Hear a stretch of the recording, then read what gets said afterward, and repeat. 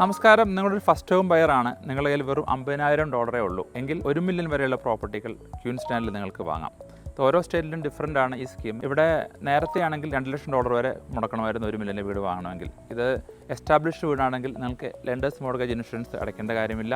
ഒരു brand new വീടാണെങ്കിൽ ഇവിടെ stamp duty waiver നിങ്ങൾക്ക് കിട്ടും. ഒരു മോർഗേജ് ബ്രോക്കർ അല്ലെങ്കിൽ ഒരു ബാങ്കിൻ്റെ ലെൻഡിങ് സ്പെഷ്യലിസ്റ്റ് ഇതിൻ്റെ കൂടുതൽ ഡീറ്റെയിൽസ് നിങ്ങൾക്ക് പറഞ്ഞു തരും, നിങ്ങൾ എലിജിബിൾ ആണോ അല്ലയോ എന്നുള്ള കാര്യങ്ങൾ.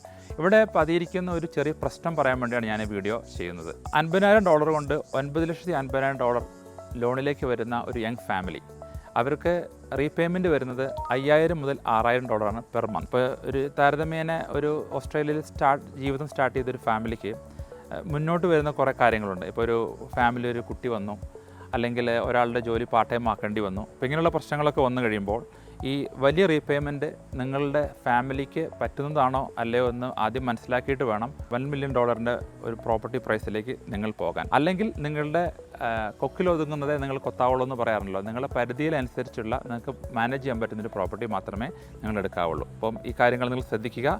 നന്ദി, നമസ്കാരം.